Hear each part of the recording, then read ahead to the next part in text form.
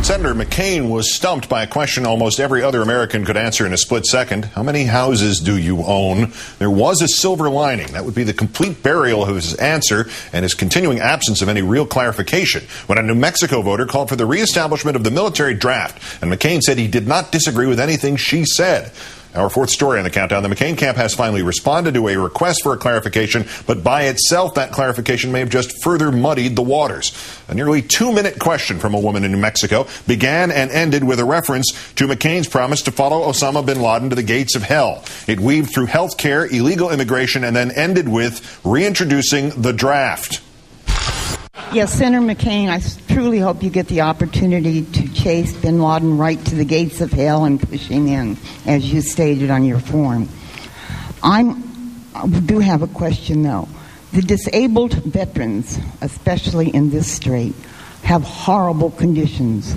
Their medical is substandard, and our vets can't even get to a doctor. And these are the people that we tied yellow ribbons for and Bush patted on the back. If we don't reenact the draft, I don't think we'll have anyone to chase bin Laden to the gates of hell. Ma'am, let me say that I don't disagree with anything you said, and thank you. And I'm grateful for your support of all of our veterans.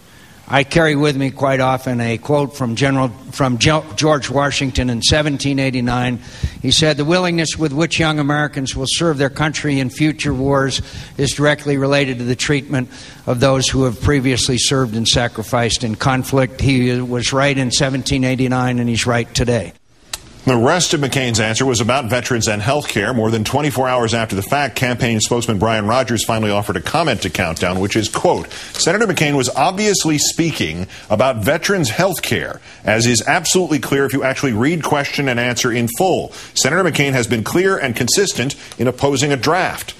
But Senator McCain has been anything but clear or consistent in opposing a draft. Last September, McCain, recalling that the last selective service system in this country had loopholes, like the ones Dick Cheney and George Bush used, said, quote, "I would consider a draft if it could be made fairer than the Vietnam-era version in which many avoided any risk of being called up using deferments." And in June, also asked about the draft, McCain replied, "I don't know what would make a draft happen unless we were in an all-out World War III.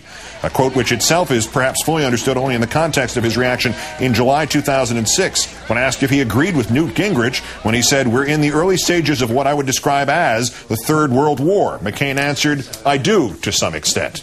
I'm joined now by John Soltz, Iraq war vet, co-founder and chairman of VoteVets.org. He's in Denver tonight. John, good evening. How are you, Keith? Despite the Brian Rogers dismissal of this, given the context of what McCain's previously said about a draft, does this look less and less like part of the I'm Not Listening tour? Did he mean this? Look, I think he meant it. I think that this was the John McCain that many people in the military liked in 2000. I certainly agreed with everything that the woman said. It's just that his political consultants obviously have tried to get a hold of him here, and they changed the guy. But the point is his plan. His plan that he has on his website, that equals the draft. So nobody should be afraid to take him on this issue. That was him being intellectually honest. Obviously, his political people aren't happy with it. If this is a policy statement or if it was a secret piece of policy escaping, what do you think the consequences would be politically? Politically, it's not good. I think it's important to understand, though, that it is what his policy is. You can't keep 90% of your army, all of your combat brigades, either in Iraq, going to Iraq, just home. You can't take his plan and go 2 brigades in Afghanistan, up to 5 brigades in Afghanistan, and raise 2 more divisions here in the States without the draft. So I think it's a political problem for him because it's an issue that affects every American here at home. The National Guard and Reserve are devastated. A lot of units to go over to Iraq. We take 25% from one unit, 25% from another, 25% from a third, and send it over. So it's a huge problem for him politically because it brings the war home to some very core constituency groups like women voters and young students that could come out and vote against him for it. And what do let's talk about that larger. For some reason, let's say this happens. What do votes? What do vets? What do acting servicemen think of the prospect of a draft, of changing the volunteer army that has, despite all the strains put on it, accorded itself so admirably, especially in the last 7 years?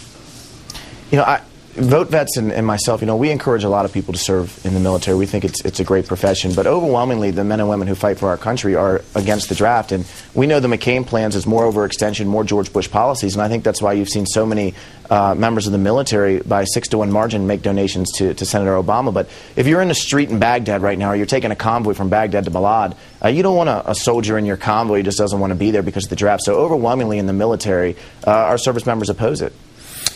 John, put all of McCain's pronouncements about wars and the military and now this slip in New Mexico about the draft. Tell me how this all adds up in your mind, your picture of the military aspect of the United States of America under a McCain presidency. I don't think this is a policy slip-up. I mean, this is policy fact. The McCain plan equals the draft, and it's up to the Democrats and the news media to hammer him in on that. I think it's a political screw-up. I mean, because the guy doesn't know the difference between the Shia insurgents or the Shia militias in Iraq and Al-Qaeda in Iraq, that's not necessarily something that affects a woman who's a core constituency voter in the state of Ohio. But for the young voters that need to come out and put Senator Obama in the White House, it's really important to them because they need to understand if they don't vote for Senator Obama and they do vote for Senator McCain, they could end up in Iraq. John Soltz of VoteVets.org with a very serious topic that we're going to continue to discuss here until it is resolved one way or the other from the McCain campaign. Thanks for your time tonight, John. Thanks, Keith.